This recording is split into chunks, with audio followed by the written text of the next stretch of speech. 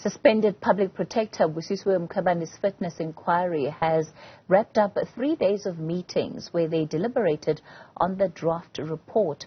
The document is then expected to be tabled in Parliament, where a 2/3 majority is required for adoption. We're joined by legal analyst Mpumelelo Zikalala for more on this story. Mr. Zikalala, good evening to you. Thanks for your time. It's not looking good at all for the suspended public protector, Busisiwe Mkhwebane. Let's first just reflect on the journey that this has been. I mean, there's been no shortage of drama, of controversy around this particular matter. Good evening to you and also to the viewers. Definitely is. Maybe we should start from the when she was still fighting for her rights, the ability to have a legal representative representing herself during these particular proceedings. And then certainly when you moved on to the inquiry having started, it was an issue of saying, do you have enough funds for me to be able to continue? There was certain evidence which was led. And during the instances in which she was presenting her evidence, then there was a shortage of funds and you have to stop for a bit.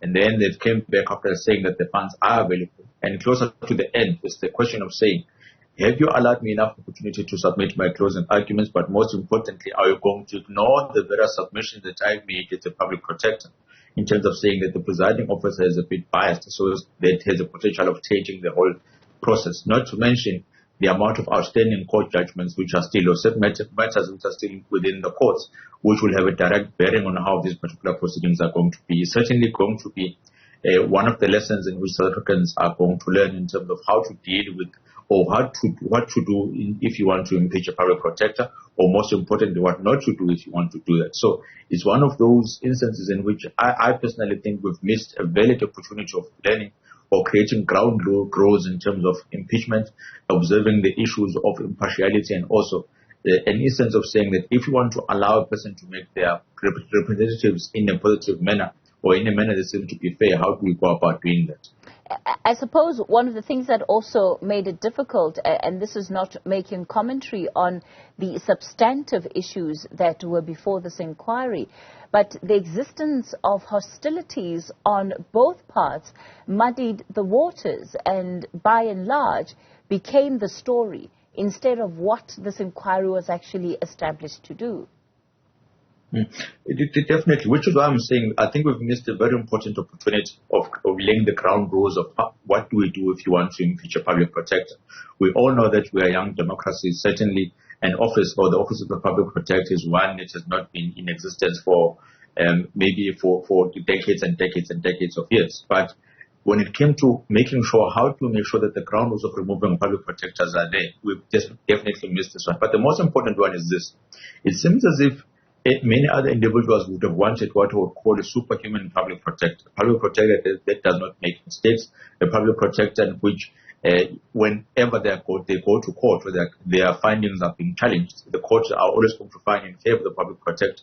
Something which is impossible. You can never have that. But what you can do in order assessing whether a public protector is misbehaved is to then say, in the ground rules of making sure that you are able to stick to what the Public Protector Act says, the regulations when it comes to investigations, what they actually say. Let's look at whether you've behaved in a manner in which is supposed to be for that particular office. If the answer is no, yes, you can make a finding of that you engage in incidents of misconduct. But if the answer is you've made a bona fide mistake, or you've made a mistake in terms of interpreting the law in the way in which you want to interpret it in, then you can come to the conclusion of saying that there's nothing wrong that you have done. I always make this example.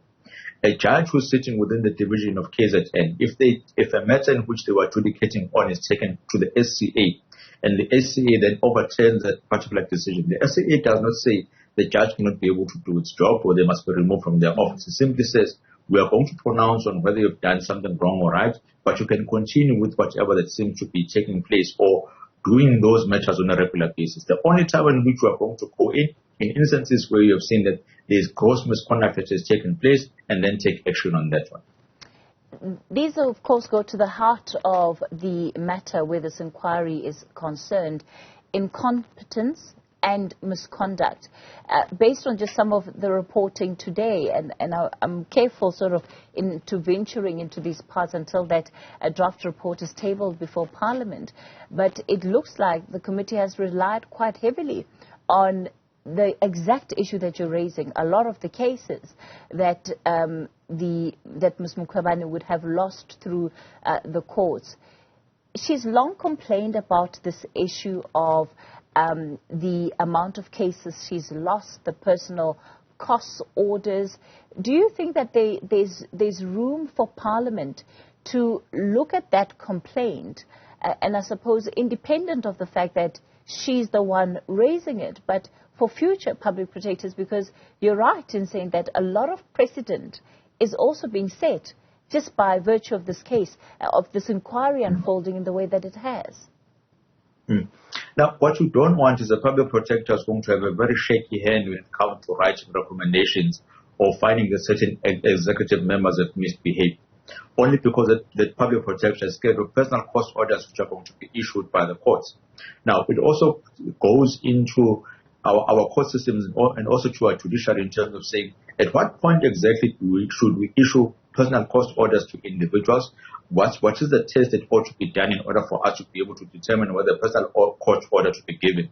But if you keep on punishing the Office of the Public Protector for engaging in what it ought to do in the first place, then you are going to have instances in which that public office is going to be redundant at the end of the day, because we are going to have individuals there who are going to be so scared to finding against members of the executive, for example, or fighting against government when it comes to municipality, provincial government, even national government, to instances in which even us as members of the public will then say, there's no need for me to go to the public protector because I know that that particular decision is going to favor government at the end of the day. What ought to be the assessment is this: how many cases public protector did you get on an annual basis? Out of those cases, how many did you finish in terms of engaging? What are the remedial actions that were taken? Of those ones, how many have been successful? How many have been remedied? So in that instance, you are then saying, these are the sample of individuals who are saying, I came to the public protector with a complaint and my complaint has been solved. On those ones that go to court, how many have you won and how many have you lost, and what's the reason for you losing them? And then let's take it on that particular basis. But if you are going to take a select few of cases that are taken on review, and then base the performance of the public protector based on those few cases, you are going to make a mistake of evaluating the efficiency of the office or the individuals in an improper manner. Now that goes into the second part of that evaluation, because it also matters as to who does that evaluation at the end of the day.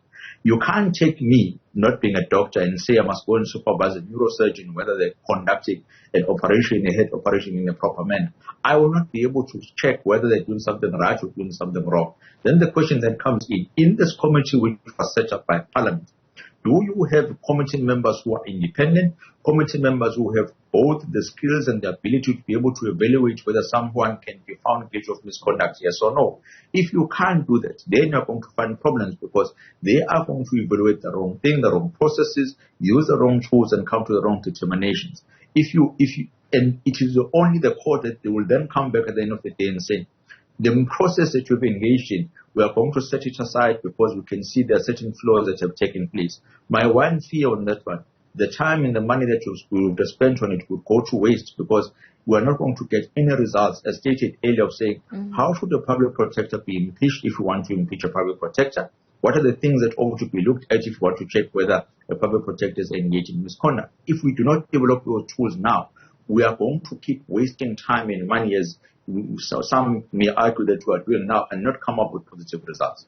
Let's talk about the fact that this inquiry is towards the end of its work at a time where the search for a new public protector has already begun. What do you think is now at stake for Advocate Mkhwebane? Very briefly. I think for her contract would not have been renewed by operation of laws not being able to be renewed. But it does pose a challenge for those new entrants or the new incumbents, in which when they go and attend the interviews in the fields to come, they'll have to state exactly the shortfalls that you have seen now. They demonstrate their ability to be independent and not to be swayed by anyone, whether they're in politics or not, and the ability to make good or, let's say, findings which can be able to suffice any public scrutiny and also court scrutiny. I think that's the type of things in which they're going to come back with. And it also gives a good example of the type of questions that should be asked by the interviewees in terms of saying, we've seen what your public protector has done, we've seen the challenges which are in the office, how are you going to make sure that you're able to bring in new work, new innovative ideas to make sure that you're able to put this office to higher spheres. Legal analyst Mpumelelo Zikalala, thanks for your time tonight.